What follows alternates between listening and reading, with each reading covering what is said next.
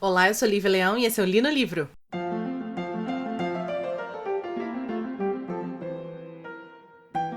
O programa de hoje vai ser um programa um pouquinho diferente. É um programa que é uma versão nova que eu tô testando aqui com vocês. Onde eu trato de um único tema e converso com vocês sobre diversas obras em mídias diferentes. Então nós teremos aqui um livro, nós teremos um poema épico, nós teremos uma peça de teatro e nós teremos também um filme, todos falando sobre o mesmo acontecimento supostamente histórico, que eu também vou explicar isso. Caso vocês curtam, me avisem lá no @liviamulder, que é o meu Instagram, porque aí a gente tenta trazer a cada, 3 meses, porque também é preciso encontrar um tema legal, tá? Não vou ficar fazendo pesquisa de tema que eu acho um saco só pra entregar isso. Então, dependendo do tema, a gente traz mais coisas assim, tá bom? Hoje, a gente vai falar sobre a Guerra de Troia.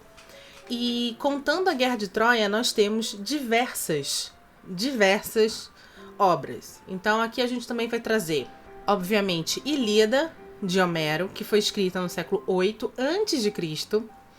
A gente também vai falar muito rapidamente por cima de Eneida, do Virgílio, que foi escrita no século 1. A peça de teatro Ifigênia, de Eurípides, que foi escrita por volta lá do século 500 antes de Cristo, né? No século não, né? O ano 500 antes de Cristo. Aí a gente vai trazer também o livro da Madeline Miller, chamado A Canção de Aquiles, que é um livro de 2011 e que eu não sei porque começou a bombar agora no TikTok. E também vamos trazer o filme Troia, que foi feito em 2004, que já aviso que não foi das melhores experiências da minha vida assistir esse filme. Pois muito que bem, vamos, antes de começar a entrar na Guerra de Troia em si, e aí a gente discutir sobre isso, eu vou explicar pra vocês como esse episódio vai funcionar. Eu vou começar com o contexto histórico e o posicionamento histórico para vocês conseguirem entender de onde a gente tá falando, de antiguidade, tá? E conseguirem entender, se posicionarem. Aí eu vou explicar toda a Guerra de Troia, com ênfase, obviamente, no Aquiles, que é o grande herói dessa guerra, embora eu prefira o Odisseu. E aí, na segunda fase do programa, eu venho e falo especificamente mais sobre o livro da Madeline Miller, que é a grande costura desse episódio e um dos motivos pelo qual eu quis fazer esse episódio. Tá bom? Então vamos fazer isso. Então vamos lá. Guerra de Troia existiu? Não sei. Sim, uau! Mas é verdade, a gente não tem comprovação histórica que bata o martelo sobre a existência ou não da Guerra de Troia. Acredita-se que sim, houve, porque houveram muitas obras gregas que falam sobre essa guerra e que talvez ela tenha ocorrido por volta de 1200, 1300 antes de Cristo, tá bom? Ou seja, quando o Homero vai escrever Ilíada, que é um dos poemas épicos que conta a história da Guerra de Troia, ele vai fazer no século 8 a.C. Então, é mais ou menos aí 500 anos separando a guerra em si da escrita de Ilíada, tá bom? A Ilíada, ela vai existir dentro de um ciclo chamado ciclo épico, que é um conjunto de 8 obras, 8 epopeias, que são poemas épicos, que contam a história da Guerra de Troia. Desses 8, apenas 2 sobreviveram, tá? Que é Odisseia e Ilíada, ambos escritas pelo Homero. Todas as outras 6 foram perdidas. A gente sabe, obviamente, do que se tratavam. Existem alguns trechos conhecidos, mas as obras em si, elas foram perdidas porque, gente, foram escritas há milhares de anos, tá ligado? Então, é complicado. Mas, então, sabemos disso, que eram 8, sobraram 2, sendo que Ilíada vem primeiro e Odisseia vem por segundo. Odisseia é uma continuidade de Ilíada e elas vão narrar a história sobre o ponto de vista, sobre como protagonista principal diferente. Então, vamos lá. Ilíada ela vai contar a história dos 2 últimos meses da Guerra de Troia, que supostamente durou 10 anos. E a Odisseia vai contar o que aconteceu depois desses 2 meses. E vai ter como protagonista o Odisseu e sua volta para casa. Então, quando a gente fala que, ai, nossa, gente, aconteceu um negócio, foi super difícil chegar, nossa, vivi uma Odisseia. É isso, que é essa citação a essa obra em que o Odisseu vai precisar voltar para casa dele, que é Ítaca, reencontrar Penélope, que é a esposa dele, e para isso ele passa por 1001 aventuras, 1001 tragédias, tal, depois do final da guerra. Já a Ilíada, ela vai contar a história com o protagonismo do Aquiles e a rivalidade que ele vai ter com o rei Agamenon, tá bom? Mas eu vou explicar tudo isso bonitinho pra vocês. Vamos do começo e aí eu vou apontando. Aqui é a Ilíada, aqui é a Eneida, aqui é a Odisseia, aqui é a Ifigênia. Vai ser mais fácil pra vocês entenderem. Então vamos lá. Como começa essa guerra? Já existia... vocês sabem que a Grécia ela é dividida em cidades-estados. Então nós temos muitos reis na Grécia. Cada rei é responsável pela sua cidade-estado, que é um estado independente. Então você vai ter o rei de Esparta, você vai ter o rei de Mecenas, você vai ter o rei de Ítaca. Cada pedacinho tem seu próprio rei. Houve há muito tempo atrás uma excursão da cidade de Troia, que não pertencia à Grécia, até a cidade de Esparta. Em Esparta morava um rei chamado Menelau. Menelau era casado com uma mulher que supostamente era a mulher mais linda da face da terra, chamada Helena. E tinha como seu irmão um outro rei, que era o rei de Mecenas, chamado Agamenon. Tá bom? Nessa excursão que vem uma galera de Troia para Esparta, está entre eles um príncipe que é filho do rei de Troia, que é o rei Príamo. Este filho chama-se Paris, né? Ele não é o mais velho é o Heitor. Enfim.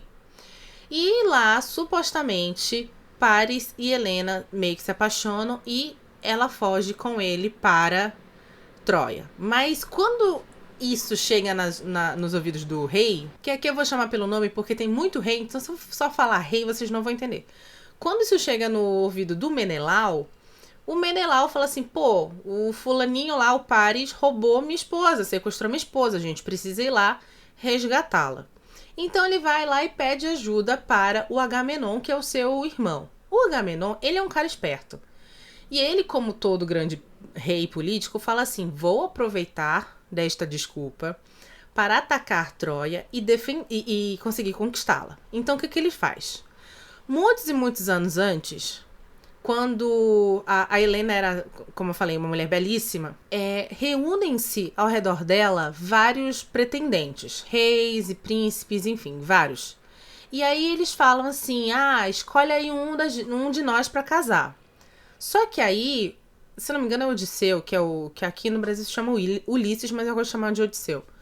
O Odisseu fala assim, vamos fazer o seguinte, ela vai escolher um de nós, porém, quem não for escolhido precisa prestar um juramento de que vai defender ela e o marido que ela escolheu. Porque aí não dá briga, entendeu? Meio que trava a pessoa que foi rejeitada num juramento de honra, então não tem muito problema assim, né? E aí é o que acontece, ela escolhe o Menelau, que devia ser um cara delicioso na época, e aí ela escolhe o Menelau e todo mundo ali assina um tratadinho, um juramento de que vai defender o Menelau e a Helena, o que quer que aconteça com eles. O Agamenon lembra dessa história e fala assim, peraí, vou chamar esta galera. Chama a galera e fala assim, cara lá de Troia, o Paris, roubou a Helena do Menelau. Vocês não falaram que ia proteger o casal? Então vamos fazer o seguinte, todo mundo se junta e vai contra a Troia. Pode ser? Pode ser? Beleza. E aí vão atrás, vão lá pra Troia pra dominar a cidade. Só que a cidade ela é circundada por uma muralha gigantesca que até então nunca havia sido penetrada. Então o que eles resolvem fazer? Um cerco à cidade de Troia, porque aí em algum momento eles iam ter que sair de lá. Eles iam ficar sem comida, sem água, em algum momento eles iam sair de lá. Só que esse cerco, gente, dura 10 anos. Este cerco dura 10 fucking anos, né? E a galera lá acampada na praia, tá bom? E, enfim, eu vou dar uma pausa aqui, porque aí eu preciso falar onde neste meio todo estava Aquiles. Aquiles era um príncipe de um reino chamado Fítia, se eu não me engano. O Aquiles, o pai do Aquiles é mortal, mas a mãe do Aquiles, ela era uma ninfa. Ela era filha de Poseidon, alguma coisa assim, gente. Também não vou lembrar. Muitos detalhes, muitas pessoas. E aí ela era uma ninfa, então ela era uma deusa. Então ele é filho de um mortal com uma deusa. Ele nasce mortal, ele não é semideus. E este menino, talvez por causa disso, porque nunca fica claro, isso a gente vai discutir melhor na segunda parte do programa, nunca fica muito claro o porquê ele é tão incrível assim. Mas o fato é que ele, assim, ele pisa no mundo, todo mundo assim, oh, grande herói, Aquiles, maravilhoso. A minha teoria é porque ele era loiro, mas é uma teoria. Porque realmente eu não encontrei nada que me falasse, olha, foi aqui que começa a fama do Aquiles. Pra mim foi uma coisa, assim, é literalmente, ai, nasci louro, príncipe, sou incrível, sabe? Eu não gosto do Aquiles, gente, acho que já ficou claro isso. Mas enfim. Então, assim, ele é filho dessa deusa com esse rei. Ele é criado para ser um grande herói. Ele vai ser treinado por um Quiron. Ai, como é o nome? O nome do cara é Quiron, mas eu queria lembrar. Centauro. Por um centauro chamado Quiron, que supostamente foi o mesmo cara que treinou Jasão, que treinou Teseu, que treinou Hércules, que são grandes nomes, né? Da galeria de heróis da Grécia.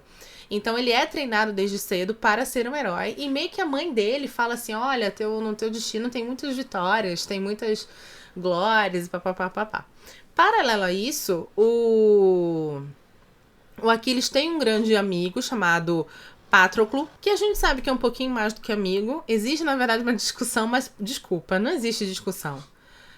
As coisas que eu vou contar pra vocês, que acontecem na Guerra de Troia e que despertam a ira do Aquiles por causa da morte do Patroclo, amigo, aquilo ali é amor. É amor, é paixão. Vou dizer o que eu sinto com todo carinho pensando em você. É mais ou menos isso, tá ligado? É isso. Entendeu? Então não tem muito pra onde correr. Então, Patroclo é o grande amor da vida do Aquiles e eles meio que são amigos desde criança, então eles têm esse caso, esse amor fervente desde pequenininho, desde tenra idade. E aí, no começo, o Aquiles, ele é escondido pela mãe da guerra, né? Porque os príncipes todos são chamados, os reis são chamados, os príncipes dos reis que são mais velhos e não podem ir são chamados. E, obviamente, o Aquiles vai ser chamado também, principalmente porque todo mundo falava que ele era incrível, que ele era o grande herói, o melhor dos gregos. Literalmente, eles falam isso muitas vezes, que ele era o melhor dos gregos. Só que esse melhor dos gregos, segundo a mãe dele, uma hora vai ter que morrer, porque ele é mortal. Ele não é semideus, ele não é imortal. E a mãe dele, com medo de que ele encontre o seu fim na Guerra de Troia, que é o que vai acontecer, esconde ele entre mulheres. Entre mulheres. Então ele se veste como uma mulher e vive como uma mulher durante algum tempo, mas não dá muito certo. Ele é descoberto, o Odisseu vai lá, chama ele pra guerra, ele vai e ele deixa um filho, uma princesa desse reino onde ele estava, vestido como mulher, escondido como mulher, grávida do filho dele, e vai pra guerra. E aqui nós temos o começo das obras para discutir, porque a primeira obra que a gente vai discutir é o Ifigênia, que vai contar a história da filha do Agamenon, que é a Ifigênia, que é sacrificada pelo seu pai para eles conseguirem sair com os barcos. O que acontece? Depois que o Aquiles chega na guerra lá, chega com o exército, fica todo mundo unido e fala assim, é isso aí, galera, amanhã de manhã quero todo mundo com filtro solar, com suas meias, com uma muda de roupa limpa que a gente vai pra guerra, beleza? Beleza. Só que não conseguem sair pra guerra em direção a Troia. Por quê? Não tem vento. Não tem vento. E assim, por mais que as pessoas tivessem escravos remadores, os caras têm braço, né? Uma hora vão cansar. E eles não iam, eles precisavam da ajuda do vento. Só que, e aqui começa uma coisa legal. os deuses, eles intercedem por Troia. Alguns vão interceder por Troia, alguns vão interceder pelos gregos. E aí, acho que Atena não manda segura o vento. E a gente vai ver isso muitas e muitas vezes nessa história. Aliás, em Ilíada e Si tem uma rinha de deuses. Tem literalmente equipe A, Grécia, equipe B, Troia. E eles brigam pra cacete por causa dessas duas cidades. E aí o que acontece? Agamenon é dito para ele, então, que ele precisa fazer um sacrifício muito alto, um sacrifício real. Ou seja, não real de realidade, mas real de royalty, né? Real de monarquia. Então ele precisa sacrificar a sua filha Ifigênia para a deusa Atena, para que ela volte a liberar os ventos e eles possam ir com seus barcos para Troia. Ifigênia é chamada para um local onde o pai e o exército estão com o pretexto de se casar com Aquiles, que era casado com a mina lá que ele engravidou, mas aparentemente ninguém se importava com isso, não é mesmo? Enfim... Bigamia na Grécia aparentemente era liberado.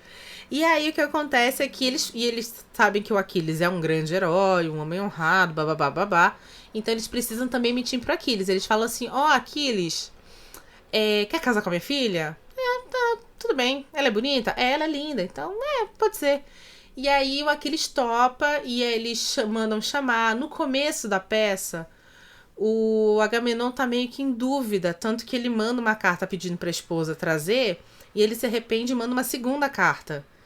E a esposa não vê essa segunda carta, então ela está trazendo Ifigênia. O Menelau, que é o irmão do Agamenon e marido chifrudo da Helena, quer porque quer. Então, assim, essa peça é legal porque... Nesse princípio, o Agamenon não quer, o Menelau quer, aí depois vai ter uma discussão, e aí o Agamenon vai passar a querer matar a própria filha, e o Menelau não, e aí, enfim, aí a Ifigênia chega, e aí meio que se descobre o que acontece. O Aquiles fica putaço, primeiro porque ele foi enganado pelo Agamenon.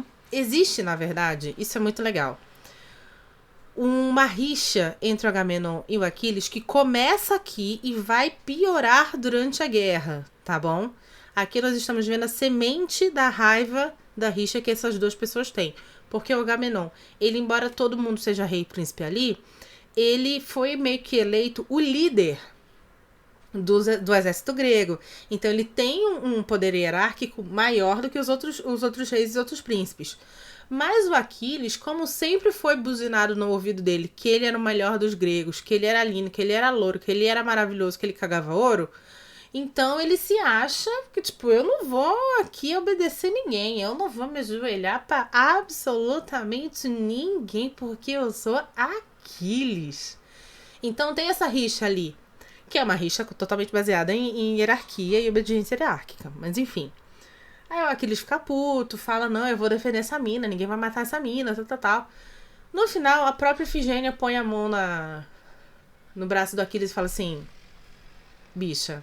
Me deixa, porque minha vida acabou mesmo, meu próprio pai tá tentando me matar, então deixa, vai ser que Deus queira aí, quer saber, nem gosto muito de viver mesmo, e aí acaba acontecendo o sacrifício de Ifigênia, e realmente funciona, né, a deusa lá libera os ventos e eles podem embarcar e ir para a guerra, e chegar em Troia, e quando eles chegam em Troia, eles acampam na praia e ficam lá por 10 anos. Mas atenção, eles não ficam esses 10 anos sem fazer absolutamente nada. Eles começam a saquear todas as vilas ao redor, que é uma coisa muito legal. E é uma coisa muito legal saquear vilas.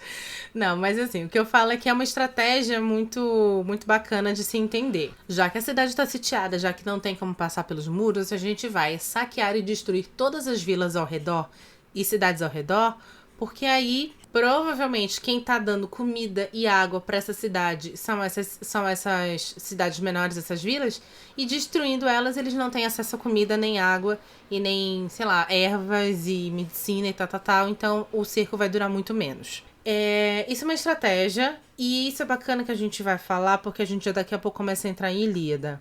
Ilíada é um poema épico que ele é muito mais do que só um contar de história. Ele é um poema que vai definir, na verdade, historicamente, como era a cultura grega. Ele vai definir formas de você viver na Grécia. E quando eu falo definir, eu falo assim, ele descreve isso e é o que a gente tem hoje em dia como base para entender um pouco sobre como os gregos na antiquíssima Grécia viviam.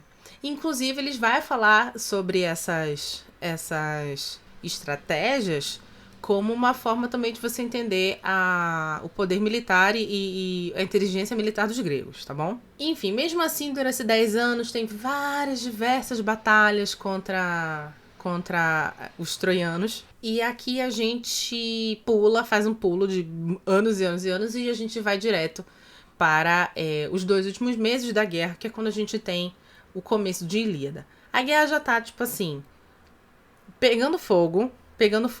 E aí, quando eles vão e saqueiam as outras cidades e as vilas, vai acontecer o que a gente sabe que acontece em guerras. Mulheres vão ser violentadas. Mulheres vão ser usadas como espólios de guerra e vão ser tomadas à força.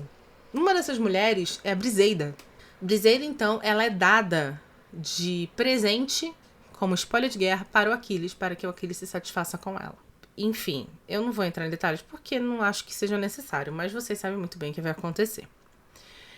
Por mais que Aquiles seja um herói e tenha um lance assim, Briseida e Aquiles meio que se apaixonam pelo outro, ainda é uma situação, né, onde uma mulher foi sei lá, sua família foi assassinada, seu lar foi destruído, foi queimado, e você foi dada de presente pra um cara bonitão, mas até aí, imagina o trauma que você tá levando. Eu não ia conseguir, o cara podia ser lindo. Eu ia ficar extremamente arrasada e tudo que eu ia querer é furar o baço desse filho da puta assim que eu pudesse. Mas enfim, eu não sou Briseida, graças a Deus. Então ela é dada de presente pra Aquiles. O Agamenon, ele tem lá, ele ganha lá seus espólios de guerra, suas mulheres também, que acabam se tornando escravas sexuais dele e tal. E entre elas existe a filha, uma sacerdotisa de Apolo. Porque Troia, ela é uma cidade que é dominada por Apolo. E tem entre elas uma sacerdotisa de Apolo. Rola ali um babado com os sacerdotes, e os sacerdotes querem que ele devolva essa menina. Ele fala que não vai devolver porque espólio de guerra é o direito dele.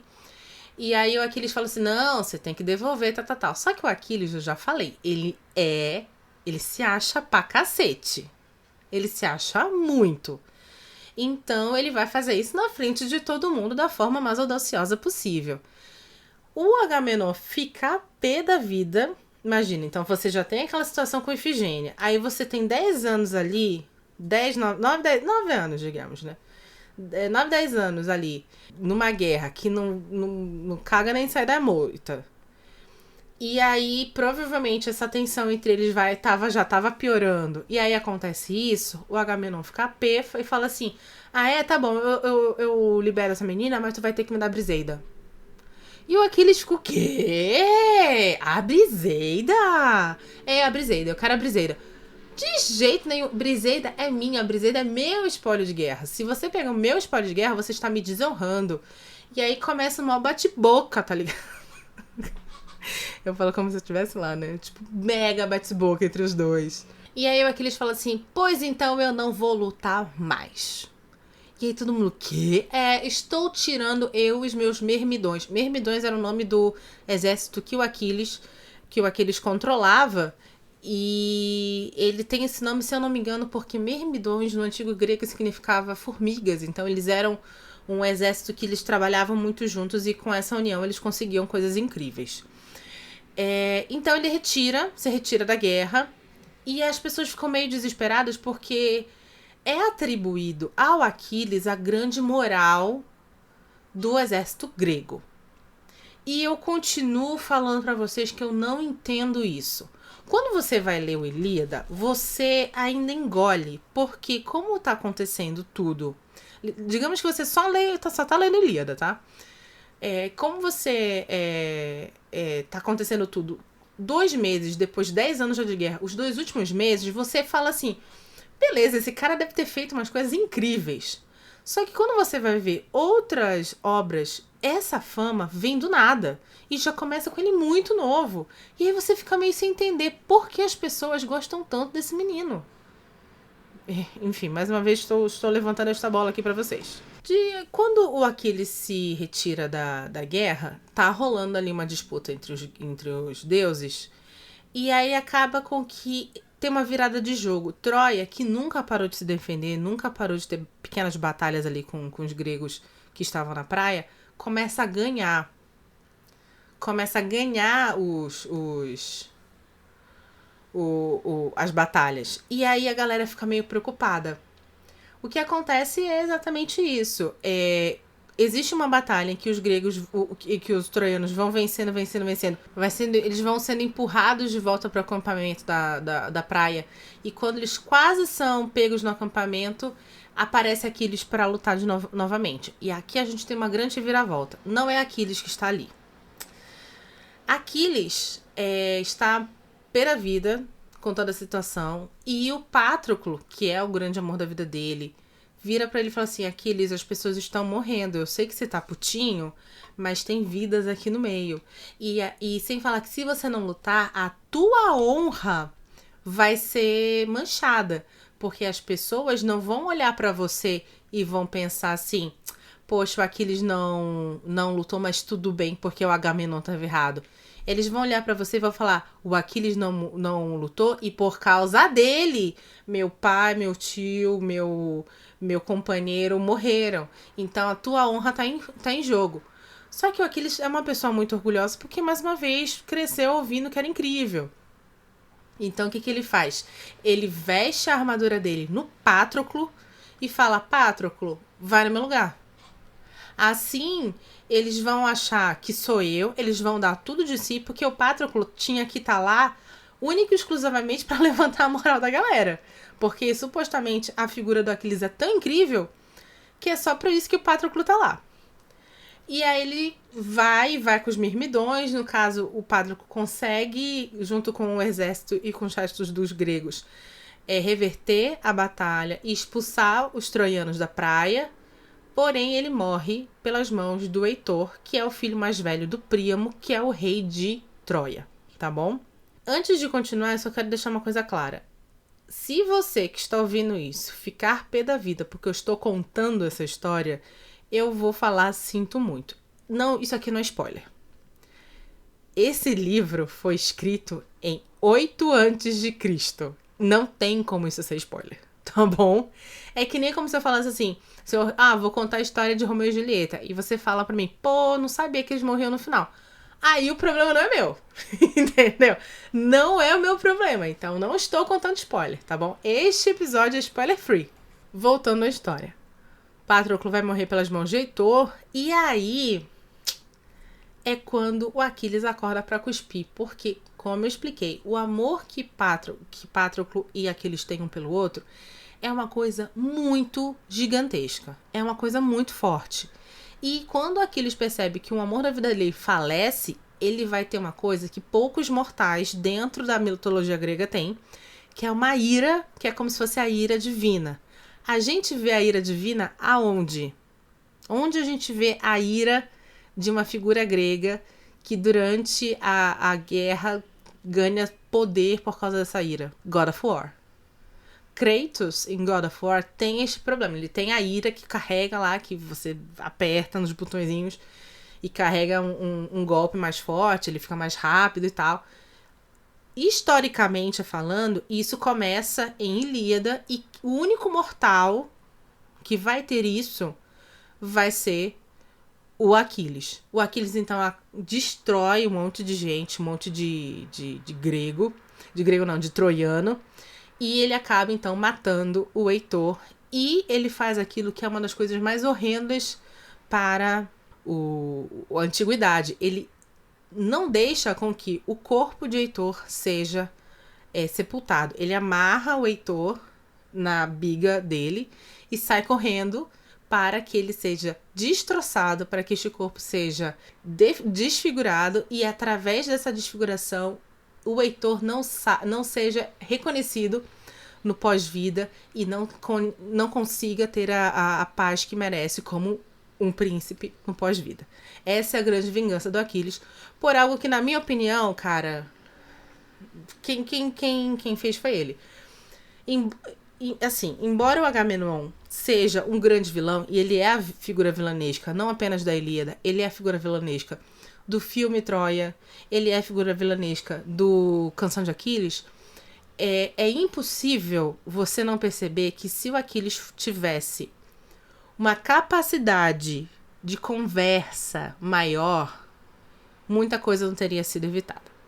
E eu falo isso como uma pessoa que tem um pavio curtíssimo, tá, gente? Mas uma coisa que o tempo e a idade me ensinaram é que a briga, sair chamando pra chincha, é a última coisa que tem que fazer. Conversa, porque isso evita muita tragédia, inclusive a morte de muitas pessoas, que é o que acontece aqui em Ilíada. E Ilíada vai acabar aqui. Que? Como assim? O cavalo de Troia? Ilíada acaba aqui. O cavalo de Troia, e consequentemente a morte de Aquiles e tudo que acontece depois na história, vai ser contada em 2 momentos. O primeiro momento é quando o próprio Homero, que escreveu Ilíada, vai escrever o Odisseia. E é um segundo momento quando um cara chamado Virgílio, no século I, quase 1000 anos depois da Ilíada ter sido escrita, vai, por encomenda de um imperador romano, escrever uma continuação também para a Guerra de Troia, para a Ilíada, porém pelo ponto de vista dos troianos, onde ele vai escrever um livro chamado Eneida, que é a saga do herói Enéas, que é um herói troiano, tá bom? Então, isso é bacana porque Ilíada, assim como Ifigênia, não tem em nenhum momento o ponto de vista dos troianos sobre essa história inteira. A gente vai começar a ter o ponto de vista dos troianos com Virgílio. E outra coisa que a gente precisa entender. Essa história, ela é contada durante milhares de anos. Não são séculos, são milhares de anos. E toda vez que ela é contada, coisas novas são acrescentadas. Existe um ciclo de histórias chamado... um período de histórias sobre a Guerra de Troia, sobre os seus heróis, que é um período que a gente chama de pós-homeico. Que é uma coisa assim, que é pós o Homero. E esse período, existem outros autores, como por exemplo Virgílio, que vai escrever quase 1000 anos depois, a Eneida. E esses autores, eles vão acrescentar coisas. Exemplo, o famoso calcanhar de Aquiles. Isso não está contido na história original, tá? O calcanhar, que a mãe do Aquiles queria que ele fosse invencível, então ela pega o bebê, Aquiles bebê, e mergulha ele num rio, porque aí tudo onde a água tocasse no corpinho dele deixaria invencível. Mas quando ela segura ele, para ele não se afogar, obviamente, e nem ser levado pelo rio, ela segura pelo calcanhar, então é o único local. Logo, o calcanhar é o único local onde ele não é invencível. Paris vai acertar justamente uma flecha ali. Isso é invenção do Virgílio. Outra coisa, Aquiles ser este cara invencível e que faz coisas incríveis. Isso também é invenção. No Ilíada, ele é um excelente soldado. Ele realmente mata a gente pra cacete. Mas ele não é invencível. E ele não é o deus que descreve. É dito muitas e muitas vezes, e é especificado muitas e muitas vezes, que ele é um mortal, embora seja filho de uma ninfa. Tá bom? Então, o que acontece é que a parte do cavalo de Troia, que foi uma ideia do Odisseu, vai ser contada em Odisseia. A parte do que aconteceu com Helena e com Paris vai ser contado em Eneida. E, isso é bacana também de perceber. Vocês perceberem que o nome do personagem é Odisseu e sua saga é Odisseia. O nome do personagem é Enéas e sua saga é Eneida. Isso é muito comum. O Shakespeare vai ter a Henríada, que são as peças de Shakespeare que contam a história da Guerra das Rosas até o Henrique Tudor subir no poder. E por que Henríada? Porque vai ter como personagens principais os reis desse período que se chamavam Henrique, tá bom? Que mais? Tem muita coisa que eu não consegui falar porque são muitos e muitos detalhes. Por exemplo, tem uma parte que o Paris treta com Menelau, finalmente eles têm um duelo. Paris quase morre, mas não morre porque Afrodite, ele era um dos favoritos de Afrodite, ajuda ele. Tem uma parte lá que acho que eu citei até no Coração das Trevas, que é a parte da Penélope, a esposa do Odisseu, que tem os seus pretendentes ali. Pronto, o filho do Aquiles volta já adulto, depois que o pai morre. O pai morre, o Aquiles morre, por uma armadilha dos troianos, usando uma das princesas, filhas do Príamo, a mais nova. O filho do Aquiles é um completo babaca assassino, uma criatura horrenda, que mata loucamente todo mundo quando ele chega pra assumir o manto do pai de um melhor grego. Enfim, tem muita coisa que acontece, mas, gente, é uma história muito, muito extensa. O principal que vocês precisavam saber está aqui. Como essa história ela é descrita no filme, ela é descrita muito mal. Primeiro, que não são 10 anos, claramente, não tem uma passagem de tempo de 10 anos naquele filme, quando tem a Guerra de Troia. O Aquiles, ele... Eu não sei descrever, porque tem um lance ali que ele é meio que um príncipe meio maldito, meio bêbado, assim, e adora andar com mulheres. Essa parte de quando ele se esconde entre as mulheres lá naquele reino não é contada. O Agamenon, ele é o grande rei da Grécia, isso também não existe na original. A Helena e o Paris, a Helena consegue fugir, isso não acontece em Troia. A Helena casa-se depois da morte do Paris com o irmão dele. E o irmão dele entrega ela pro Menelau e ela volta pra Esparta casada com o Menelau e morre lá. E uma coisa que eu senti é que eles tentam colocar um subtexto entre o relacionamento do Patroclo e do Aquiles como sendo um relacionamento de pai e filho. Não é isso, tá? Patroclo e o Aquiles não têm um relacionamento de pai e filho. Eles tinham a mesma idade. Então, a dor lá que o Aquiles, que é o Brad Pitt que vive, sente quando matam, é uma dor de um pai que tá perdendo filho. Isso não acontece. A Briseida não é uma sacerdotisa, eles meio que misturam, né? Os dois personagens. A sacerdotisa de Apolo, que o Agamenon tá querendo, que é a escrava que é dada pro Aquiles. Eles meio que misturam esses personagens, enfim. Então, é um filme que eu particularmente não gostei, achei mal filmado, achei que mal dirigido, tá todo mundo muito mal, a não ser, por exemplo, Peter O'Toole, tá ligado? Mas fora isso, tá todo mundo muito mal dirigido. Nossa senhora, as cenas do Orlando Bloom com a Diana Kruger, que ele faz o Paris e ela faz a Helena, meu Deus do céu, que coisa ruim! Nossa senhora, como eles não sabem atuar, Jesus Cristo. E o Orlando novíssimo, ele tinha acabado de fazer Senhor dos Anéis. Senhor dos Anéis, acho que o último é lançado em 2002, 2003. E esse filme é de 2004, então, tipo, ele tinha acabado de fazer o Legolas. E nós sabemos que, por mais que a gente goste do Orlando Bloom hoje em dia, ele nunca foi o melhor do pessoal do Senhor dos Anéis, tá? Aqui, né? No Troy ele tá péssimo.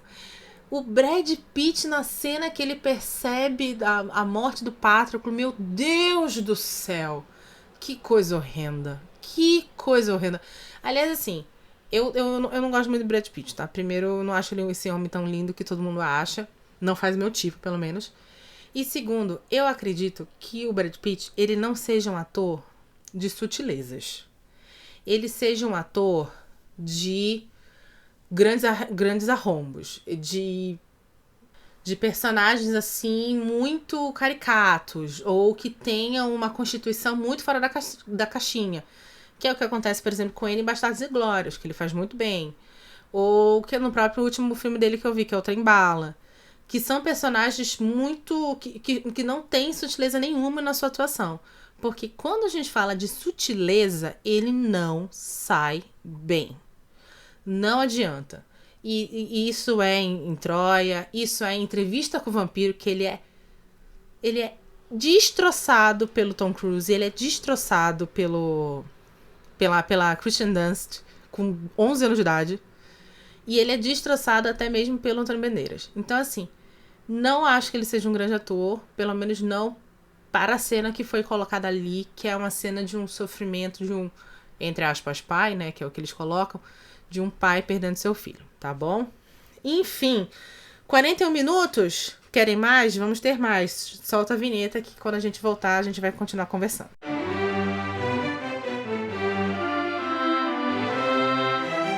Oi, já já o episódio continua.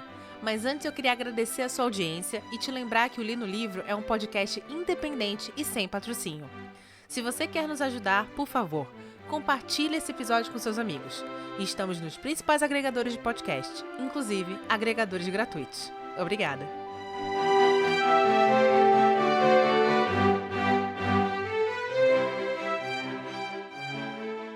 Pois muito que bem! Então vamos conversar agora sobre especificamente o livro A Canção de Aquiles, da Madeline Miller. Livro que foi lançado em 2011. Madeline Miller é uma escritora, professora de high school, né, professora de colégio e dramaturga americana. Ela nasceu em 1978, está viva até hoje, graças a Deus. Alô, alô, graças a Deus. Levou 10 anos escrevendo o Canção de Aquiles, que é o primeiro livro dela. E por que ela levou esses 10 anos? Porque quando ela tinha 5 anos de escrita de livro, ela deletou o livro inteiro. Eu acho máxima essa história. Ela deletou o livro inteiro porque ela não estava feliz com a voz usada nesse livro. Esse livro ele é contado pelo ponto de vista do Patroclo. E porque como seria então a voz que ela queria? Ela não queria uma voz que fosse um discurso direto, mas ela também não queria a sutileza do discurso indireto. Então ela vai utilizar uma voz que a gente chama de discurso indireto livre. É isso que ela vai usar. Que ela vai unir em alguns momentos o discurso direto, que é quando você tá ali falando exatamente contando, né? Exatamente o que a pessoa te falou. Então ela virou pra mim e disse: hoje fui na padaria e comprei um sonho. E o discurso indireto é quando você fala com as suas palavras a ação executada pela outra pessoa. Então ela virou pra mim e disse que fora, tá, gente? Que fora na padaria e comer um sonho. Isso é o discurso indireto. E o outro é o direto. Então ela meio que mescla os dois, assim. Você tem o que a gente chama de discurso indireto livre mesmo. Mas em alguns momentos você vai ter travessões. Então é uma coisa muito fluida. Não é confuso, tá bom? Diferente do livro que a gente leu na semana passada. Não é confuso porque quando ela fala, ela não dá diálogos gigantescos. Ela está abrindo um travessão para pontuar discursos, pontuar falas muito específicas e pequenas dos personagens. Que é uma fala que quando você está contando uma história, você vai se lembrar. Mesmo que você esteja usando discurso indireto, em algum momento tem uma coisa muito importante e você vai virar. E aí ele virou para mim e falou: estou com câncer. Coisas do tipo, entendeu?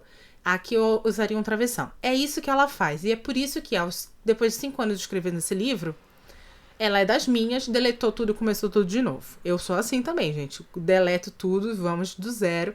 Porque se não está indo bem, é melhor a gente voltar do zero. Esse livro, diferente do Ilíada, ele é vendido, na verdade, como uma versão moderna de Ilíada. Mas diferente do Ilíada, ele não vai contar apenas os 2 meses finais da Guerra de Troia. Ele vai começar a contar, como é o Patroclo, que é o protagonista, que é quem está contando a história, ele vai começar da infância do Patroclo, que é expulso de sua casa porque por um acidente mata um outro príncipe, até ele ir, quando ele é expulso da casa dele, ele é exilado no reino do pai do Aquiles, conhecem o Aquiles, viram grandes amigos, se apaixonam, vão lá ele vai junto com Aquiles pro Quirón treiná-los, e enfim, vai contando até a sua morte. Ele continua então contando como se fosse um fantasma observando a guerra. Tudo que o Aquiles faz com a morte do Heitor, ele conta o que acontece depois. Ele conta a parte já que a gente já tá em Odisseia. Falando sobre o cavalo de Troia, como eles entraram em Troia, tal. E termina ele com a morte, contando a morte do filho do Aquiles. Então ele ainda entra em Eneida com o filho do Aquiles e no final, finalmente, conseguindo subir ao céu, sei lá, enfim, ir pro outro lado e reencontrando Aquiles. Então, literalmente, ele vai... e detalhe, ele também conta o trecho de Ifigênia. Então, ela vai contar, em Canção de Aquiles, a vida e morte do Patroclo, que vai englobar Ifigênia, Ilíada, Odisseia e Eneida, tá bom? Ela vai contar tudo isso. Eu particularmente acho que esta moça fez uma pesquisa fabulosa, tá? Porque ela consegue fazer uma adaptação muito boa. Aqui nós ainda temos o sobrenatural, você tem alguns deuses aparecendo, mas eles em nenhum momento são o principal da história. Aliás, muita coisa no Ilíada que é chata porque são os deuses enchendo o saco, ela vai cortar. E ela tem uma coisa de escrever alguma... Eu não gosto muito dela escrevendo batalha, mas ela tem algumas coisas, alguns momentos, algumas cenas que ela descreve situações trágicas, como, por exemplo, a morte de Ifigênia é muito bem escrito, a morte do Patroclo, a morte do Aquiles pelas flechas do Paris. Ela tem uma capacidade de escrever muito bem, de uma maneira muito direta, porque a impressão que dá quando ela está escrevendo essas cenas é que você está acompanhando a ação se desenrolar naquele momento na tua frente. Então não é como se você estivesse ouvindo uma história que aconteceu no passado. Você está no presente vendo o Aquiles perceber que vai morrer pelas mãos do Paris, se virando na direção dele e abrindo os braços. Você está vendo acontecer a Ifigênia e o Aquiles de mãos dadas e ela sendo arrancada dos braços do Aquiles por dois homens, tendo sua cabeça segurada pelo próprio pai e sua garganta cortada. Você vê isso acontecendo. Ela conta de um jeito que o desenrolar da história está ali na sua frente, o que faz com que a experiência de leitura seja fabulosa. Eu recomendo muitíssimo esse livro. É um livro de tamanho mediano, tem umas 400 páginas, mas a leitura é muito fluida, então você consegue ler esse livro em umas 6, 7 horas, muito tranquilamente, tá? Outra coisa, ela tem também o mesmo problema que a gente tem nas outras histórias que envolvem o Aquiles. Não fica claro o porquê desse menino. Eu vou falar isso até o dia que eu morrer. Não fica claro porque esse menino é tão famoso. A gente sabe que a mãe dele fala isso, né? A mãe dele tem muita voz aqui nesse livro. A mãe dele fala assim: ai, você não sabe o que eu fiz pra você ter essa fama, ter essa honra. Mas a gente não fez nada. É uma fama, uma honra vazias. Aliás, isso é muito louco, porque é mostrado, nos temas do livro, né? Como a busca pela fama, ela destrói muito. O Aquiles foi torturado praticamente pela mãe, né? Emocionalmente falando, porque ele tinha que ser o maior dos gregos, ele tinha que ter a fama do herói, o herói de sua fase, o herói de sua geração. Essa fama que vai separá-lo do Patroclo. Existe um momento ali que o Patroclo começa a olhar o Aquiles de uma outra forma, porque o orgulho dele, pela fama dele, pela honra dele, vai acabar causando muita dor, tanto ao Patroclo, quanto a Briseida, quanto a outras pessoas que estão ali. Isso magoa muito o Patroclo. E o que eu acho muito louco é porque, se a gente for pensar, esse livro ele viralizou no Brasil porque é por causa do TikTok, né? Que é o quê? É uma fama vazia. Que é a fama vazia que o Aquiles tem.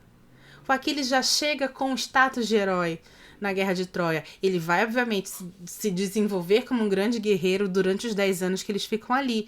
Mas ele já chega com esse status. Esse status é um status vazio. É muito louco você pensar isso desse livro. Aliás, tem uma coisa muito bacana também, porque existe uma evolução muito grande do Patroclo, que começa como um menino rejeitado, como um menino muito temeroso, como um menino sem personalidade, que quando conhece o Aquiles, vê o Aquiles como sendo o menino perfeito, ele meio que quer aquilo, ele também quer ser, ele não quer só ter o Aquiles, ele quer ser o Aquiles. E esse rapaz vai evoluir ao ponto de ter uma evolução pela dor e quebrar essa quase codependência que ele tem do Aquiles, né? Então é uma evolução muito bonita. E aliás, quando o Aquiles morre, ele pede, né? Ele fala assim: eu quero que minhas cinzas sejam misturadas às cinzas do Patroclo. Então é uma história de amor que conta com uma evolução muito grande de uma dessas pessoas e conta com uma evolução muito grande do relacionamento em si. Porque é uma admiração que vira uma amizade, que vira um grande romance, que vira uma decepção, que vira um amor eterno. É muito legal. Aliás, existem muitas cenas hot LGBT nesse livro, que são cenas entre o Aquiles e o Patroclo, mas em que nenhum momento eu achei que foram cenas vulgares. Ao contrário, eu acho elas muito boas, muito bem escritas. Existe ali uma sutileza que eu acho meio brega em algumas cenas. Eu tenho problemas de ler cena hot, porque geralmente as pessoas vão cair ou numa explicidade que não acho necessária, ou numa sutileza que chega a ser meio brega, né? Do tipo assim, seus dedos roçaram em sua força. Que a gente sabe que é o pênis, né? Então é muito bizarro essas coisas. Mas enfim, acho ainda assim muito, muito bacana. E aqui eu preciso começar e a gente já tá terminando, tá, gente? Calma. Calma. Eu falei que ia ser grande esse episódio. E é que a gente vai terminar falando um pouco sobre a homossexualidade dentro da cultura grega. Quando eu li esse livro, e algumas pessoas aceitam, dentro do livro, aceitam super bem o relacionamento dos dois, e em alguns momentos eles ficam, eles meio que se mantêm discretos com o relacionamento deles. E aí eu pensei assim, tudo bem, os gregos, eles eram mesmo, eles tinham como a homossexualidade muito, muito difundida em sua cultura, tal. Durante a pesquisa sobre essas obras, eu descobri que não era isso, tá? Não existe, na verdade, a homossexualidade bem difundida na antiga Grécia. O que nós tínhamos é a aceitação da homossexualidade mediante a uma coisa que é o que gira o mundo até hoje: dinheiro, poder e status, né? Então, se você era um homem muito rico, você ter um relacionamento com outro homem era algo totalmente aceito, tá bom? Quando você não é um homem muito rico, aí vai depender de algumas coisas.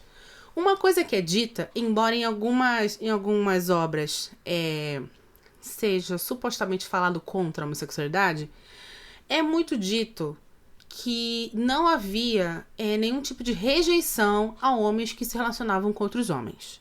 Não havia rejeição quanto a isso, socialmente falando, diferente do que a gente tem aqui no Brasil. Ou no mundo, né? Por que eu só vou puxar pro Brasil? No mundo. Não existia isso na antiga Grécia. Porém, existia uma coisa que eles chamam de pederastia. A pederastia, que era o que eles falavam contra, e nós temos documentações que falam contra isso daquela época, ela não é o que a gente tem hoje em dia. Hoje em dia, a gente acha que a pederastia é o relacionamento de um homem com outro homem. Na verdade, é um pouquinho mais complexo. É um homem com um homem mais jovem. Porém, na antiga Grécia, quando a gente fala de um homem com um homem mais jovem, a gente está falando de um homem com mais de 30 anos, isso é especificado, e um homem mais jovem entre 12 e 18 anos. Ou seja, nós estamos falando do relacionamento entre um homem adulto com uma criança. Isso era condenável, tá? Então, isso que a gente precisa entender sobre a cultura grega. Isso era condenável. Aliás, existem escritos que falam assim: olha, fulano, teu filho tem esse mestre, esse professor, cuidado, porque ele é um pederasta. Ou seja, ele é um professor de mais de 30 anos, um homem, que gosta de se aproveitar de meninos muito novos, né? Esse tipo de relacionamento entre homens mais velhos e homens mais novos, em termos de educação, era uma das bases da sociedade grega, tá bom? Porém, quando existe essa diferença de idade muito grande, aí isso é condenável. Fora isso, a homossexualidade, ela não apenas era algo que, se você tivesse grana, era super aceito, como em algumas cidades e estados, ela é a base do seu militarismo. Em Esparta, isso tem documentação também.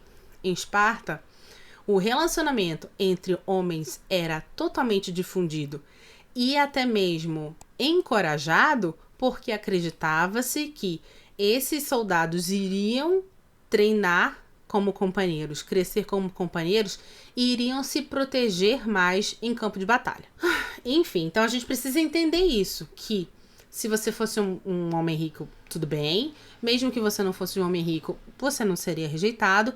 Porém, existe ali uma moral quanto à idade da pessoa com que você está se relacionando, que é a coisa mais normal e, na minha concepção, necessária. Você precisa ter muito cuidado com a idade das pessoas com que você se relacionam, tá bom?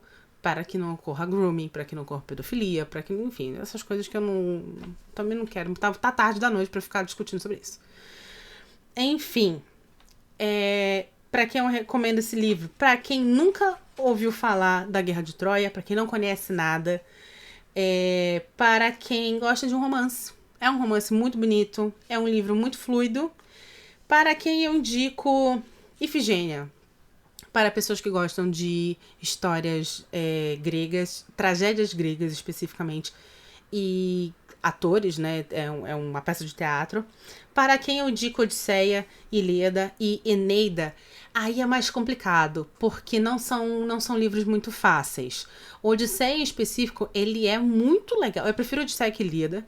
Ele é um livro muito legal, porque aqui você vai ter uma estrutura muito diferente. Na Ilíada você tem começo, meio e fim. Na Odisseia, o Odisseu tá indo pra casa e ele conta as coisas que aconteceram lá no finalzinho da Guerra de Troia através de flashbacks. Já pensou, gente? O negócio é escrito no século 8 a.C. e tem flashback. Então isso é muito bacana. A Eneida, eu indico pra quem tá afim de saber das coisas, dos desenrolares desses personagens após a guerra, mas pelo ponto de vista de Troia. Então não vejo motivo de você ler se você não lê os outros, tá bom? Mas aí já é um pouquinho mais complicado, porque poemas épicos são difíceis. E o filme Troia eu não indico pra ninguém. Eu não indico esse filme para absolutamente ninguém. Esse filme é muito ruim. Mas existe um seriado com a Armand, olha só, que era da NBC, que era Odisseia. Esse seriado eu indico, ele é muito legal, viu? Eu assisti quando era criancinha. E é isso, gente. Quase 1 hora de episódio, mas tudo bem, é um episódio especial. Mais uma vez, eu não vou fazer isso sempre. Me digam se vocês gostaram, se ficou muito pesado, se vocês preferem que não. Lembrando que eu não sou historiadora, tá bom? Se vocês querem conversar com o historiador, falar, acompanhar o historiador, eu sempre vou indicar o canal do Paulo Rizzuti. Eu não sou professora de literatura, eu sou só uma pessoa que gosta de ler, tá bom? E de contar e de ouvir histórias. E é isso. Lívia Leão aqui está se despedindo. Se você gostou desse episódio, por favor, compartilhe com seus amigos. Nós temos muitos episódios por aí, então indique o Li no Livro para que mais pessoas possam se unir a esta grande família grega, tá bom? Eu sou Lívia Leão e esse foi o Li no Livro.